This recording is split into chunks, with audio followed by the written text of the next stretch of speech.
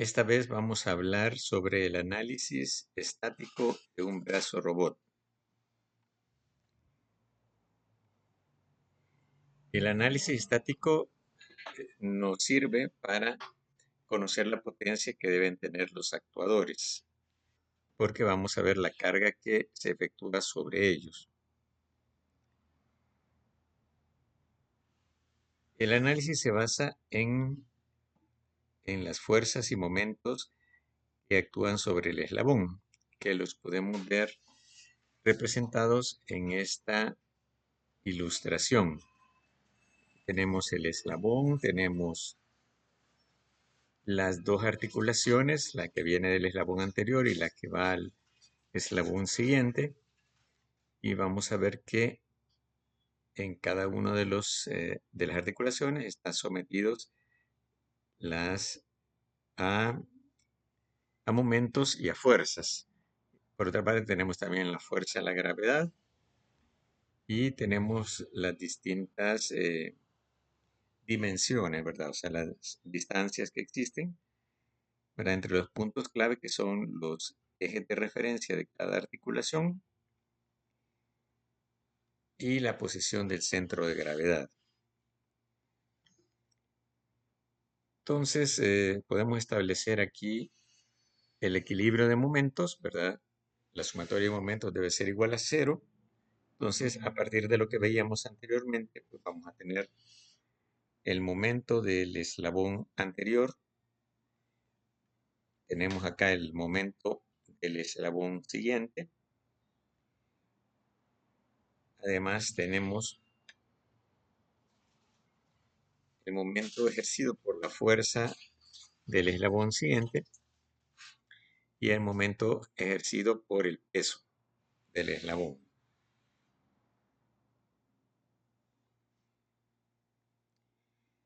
En el equilibrio de fuerzas tenemos la fuerza recibida, la fuerza hecha hacia el siguiente eslabón y el peso. Entonces, a partir de las fórmulas generales anteriores, vamos a ver para el eslabón 1, es decir, cómo quedarían los subíndices para el eslabón 1. Entonces, esta es la expresión general del iésimo eslabón, pues ahora vamos a sustituir la i por 1. Entonces nos queda acá el momento de la base hacia el eslabón 1, el momento del eslabón 1 al eslabón 2, la fuerza del eslabón 1 al eslabón 2, y etc.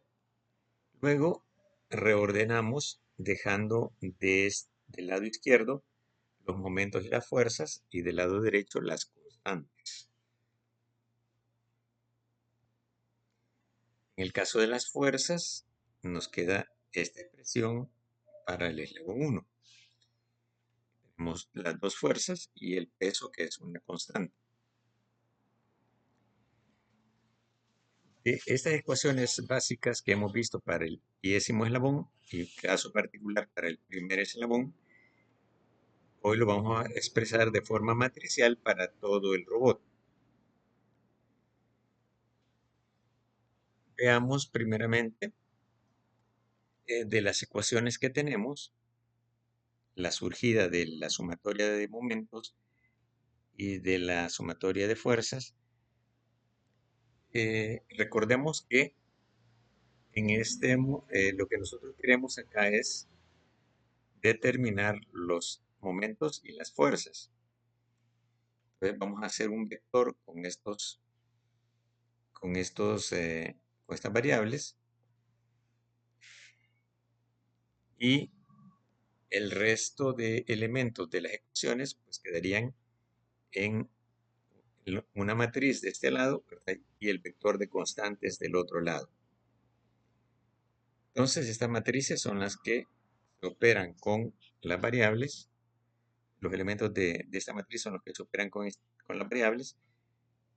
Y acá tenemos los términos que son constantes.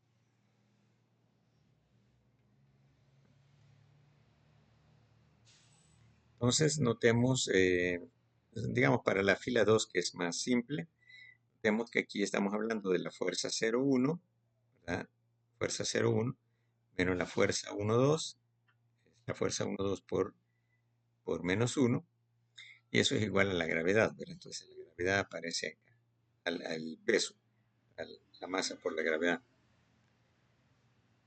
Pues bien, ahora ya de forma general para todo el robot nos quedaría de este modo, ¿verdad? Aquí tendríamos los momentos y las fuerzas de todas las articulaciones. Aquí tendríamos los distintos datos y aquí las constantes. Para el caso de los últimos, para la última, el último eslabón, ¿verdad? Tendríamos acá además las fuerzas externas, ¿verdad? Las fuerzas externas. Para la fuerza y el momento externos. Vamos a hacer otras consideraciones, que es utilizando una nueva nomenclatura, ¿verdad? Agrupamos los datos de momento y de fuerza en una sola variable que conocemos como llave de torsión. Aquí tendríamos las tres componentes del momento y las tres componentes de la fuerza formando un vector de 6 valores que es la llave de torsión. Utilizando esta nomenclatura, entonces tendríamos una nueva formulación de la misma matriz, ¿verdad? De la misma ecuación de matrices, y tendríamos esta matriz, ¿verdad? Que contendría estos elementos. Esta submatriz que contendría estos elementos para cada articulación.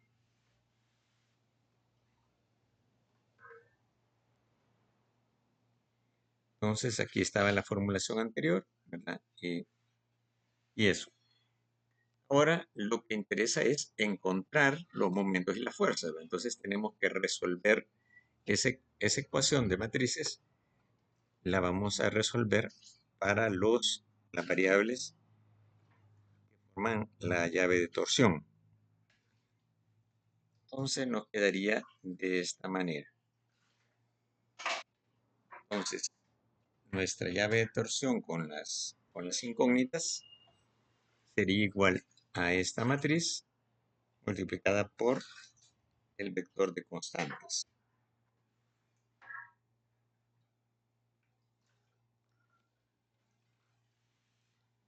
Una vez obtenidos esos valores, vamos a multiplicarlo por el vector unitario del eje de cada articulación para encontrar efectivamente los pares de torsión que están en esa dirección, ya que la carga que debe manejar el actuador es la componente del momento que está en la dirección del eje de la articulación. Las otras componentes no, no son de importancia, ¿verdad? Porque actúan sobre los cojinetes.